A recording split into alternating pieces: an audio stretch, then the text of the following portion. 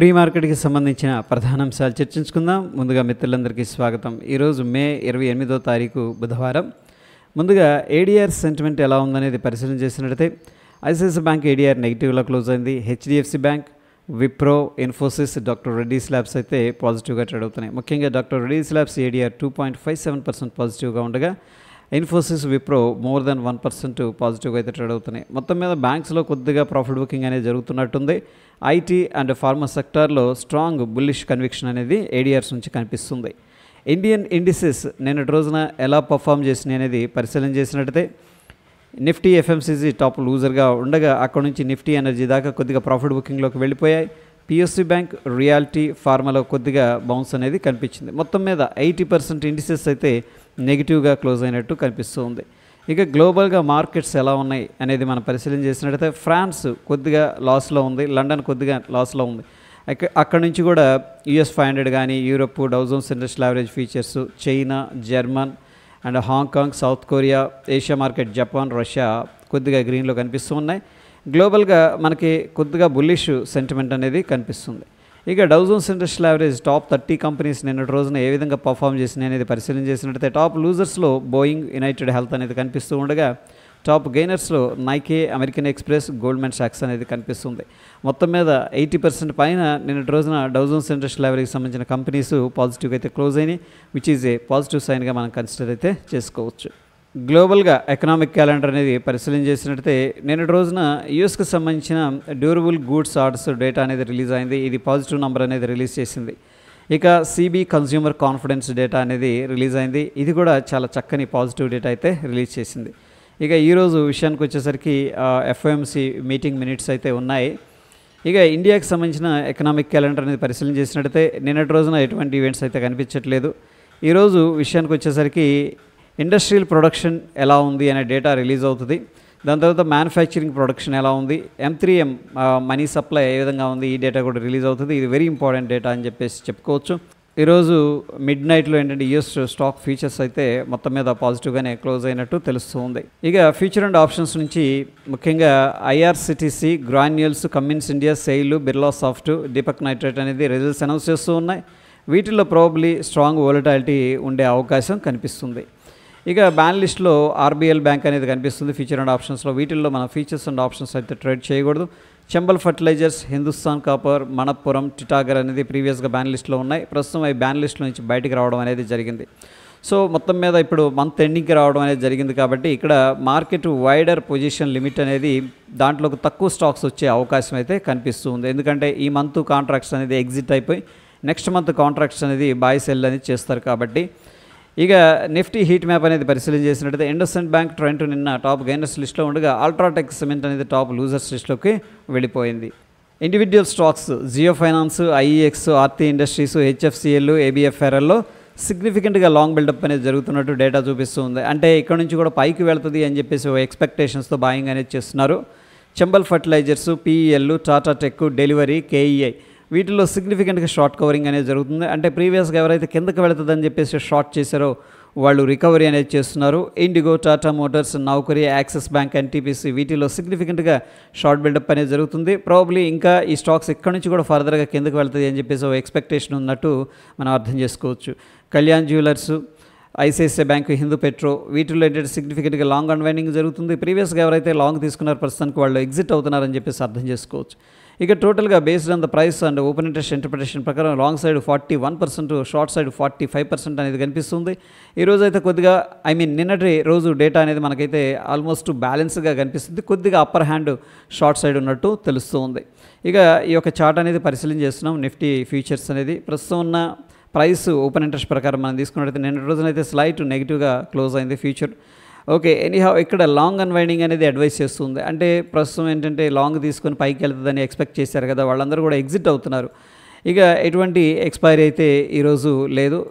Participant voice data అనేది మనం పరిశీలన చేసినట్టయితే FIs ఇండెక్స్ ఫీచర్స్లో షార్ట్ చేశారు, స్టాక్స్లో మాత్రం బులిష్గా ఉన్నారు. ప్రొప్రైటరీ ఇండెక్స్ ఫీచర్స్లో షార్ట్ చేశారు, స్టాక్ ఫీచర్స్లో బులిష్గా ఉన్నారు. క్లయింట్ అన్నింటిలో కూడా బులిష్గా ఉన్నారు. DIs ఇండెక్స్ ఫీచర్స్లో బులిష్గా ఉన్నారు, స్టాక్ ఫీచర్స్లో మాత్రం బెరిష్గా ఉన్నారు, స్టాక్స్లో అగైన్ బులిష్గా ఉన్నారు.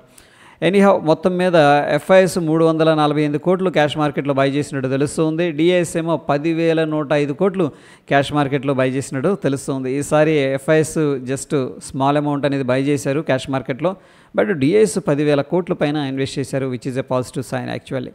ఇక ఇండియా విక్స్ అనేది మనం పరిశీలన చేసినట్టయితే ప్రస్తుతానికి 2.8% రైజ్ అయింది. ఇండియన్ మార్కెట్స్ కొద్దిగా వోల్టైల్గా ఉన్నాయని చెప్పేసి మనం అర్థం చేసుకోవచ్చు. Dow Jones industrial average futures అనేది మనం తీసుకున్నట్టయితే బ్యాక్ టు బ్యాక్ 2 గ్రీన్ క్యాండిల్తో చక్కగా పాజిటివ్గా ట్రేడ్ అవుతుంది. ఎనీహౌ ఈరోజు మనం చూస్తున్న సమయానికైతే 42 పాయింట్లు నెగిటివ్గా ఉంది. ఇక డాలర్ ఇండెక్స్ అయితే ప్రస్తుతానికి కొద్దిగా సపోర్ట్లో కనిపిస్తూ ఉంది. ఇక నిఫ్టీ 50 అనేది మనం పరిశీలన చేసినట్టయితే సో ప్రస్తుతానికి ప్రీవియస్గా ఏదైతే రెసిస్టెన్స్ లెవెల్ ఉందో అరౌండ్ 25,100 అక్కడ మనకేం జరుగుతుందంటే ప్రాఫిట్ బుకింగ్ అనేది జరుగుతూ ఉన్నట్టు తెలుస్తుంది. సో ప్రస్తుతానికి 24,700 అనేది మంచి సపోర్ట్ లాగా కనిపిస్తుంది. సో ఫ్రెండ్స్ 24,700 అనేది నేను ఇక్కడ మార్క్ చేస్తున్నాను. ఈ యొక్క లెవెల్ అనేది మనకి వెరీ వెరీ ఇంపార్టెంట్ సపోర్ట్ అనమాట. 24,700 కిందగానే బ్రేక్అవుట్ అయిందంటే కొద్దిగా సెల్లింగ్ ప్రెషర్ అనేది వచ్చే అవకాశం కనిపిస్తుంది. ఈ 24,700 అనేది హోల్డ్ చేసింది అనుకోండి, వెరీ గుడ్.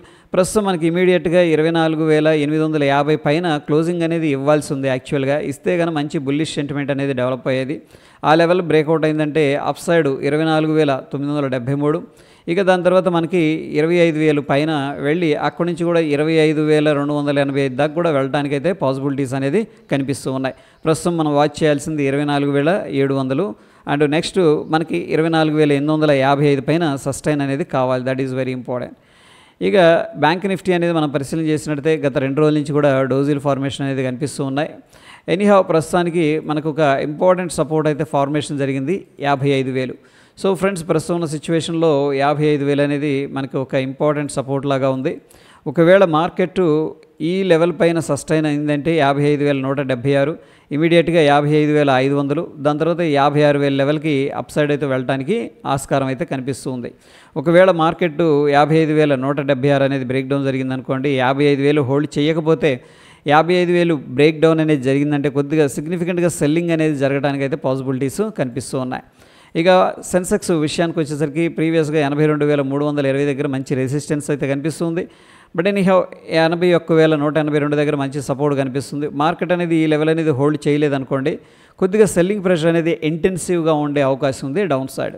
ఇక గోల్డ్ విషయానికి వచ్చేసరికి ప్రస్తుతం మనకేంటంటే కొద్దిగా ప్రాఫిట్ బుకింగ్ అనేది జరుగుతూ ఉంది. ఇక్కడ ఒక ఇంపార్టెంట్ అయిన సపోర్ట్ కనిపిస్తుంది. ఈ లెవెల్ అనేది బ్రేక్ డౌన్ జరిగిందనుకోండి, కన్సోలిడేషన్ తీసుకొని కొద్దిగా డౌన్ సైడ్ అనేది రావడానికి పాసిబిలిటీస్ అయితే కనిపిస్తూ ఉన్నాయి. ఇక గిఫ్ట్ నిఫ్టీ అనేది పరిశీలన చేసినట్టయితే ప్రస్తుతానికి మనం చూస్తున్న సమయానికైతే 2 పాయింట్లు నెగిటివ్గా ట్రేడ్ అవుతుంది. సో ప్రీవియస్గా ఇక్కడ క్లోజ్ అయింది, ఆల్మోస్ట్ అక్కడే ఓపెన్ అయిపోయింది. నంబర్ అనేది మనం తీసుకున్నట్టయితే 24,860 దగ్గర గిఫ్ట్ నిఫ్టీ ఫ్యూచర్ అనేది ట్రేడ్ అవుతూ ఉండగా 24,862 దగ్గర మన ఫ్యూచర్ అనేది నిఫ్టీ ఫ్యూచర్ అనేది క్లోజ్ అయింది.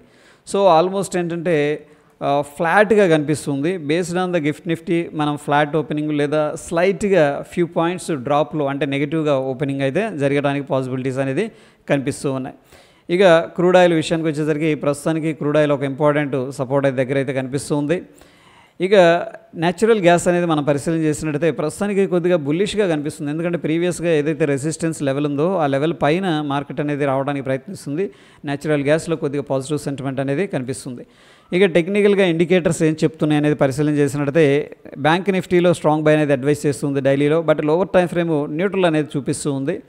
ఇక నిఫ్టీ 50లో మనకి డైలీ టైం ఫ్రేమ్లో బై, లోవర్ టైం ఫ్రేమ్లో కొద్దిగా మిక్స్డ్ అనేది చూపిస్తుంది.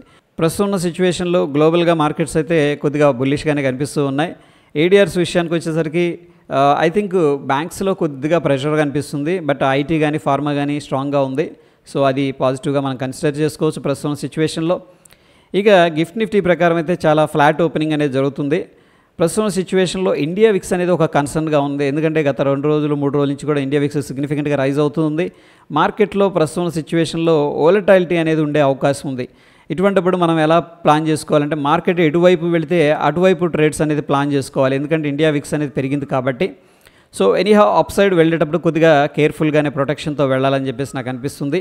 సో ఇది ఫ్రెండ్స్ ప్రీ మార్కెట్కి సంబంధించిన అప్డేట్స్. ఎటువంటి క్రిటికల్ అప్డేట్స్ ఉన్నా సరే టెలిగ్రామ్లో అయితే షేర్ చేస్తాను. మరొక ఇంట్రెస్టింగ్ ఎపిసోడ్ మళ్ళీ కలుసుకుందాం. Stay tune. ధన్యవాదాలు.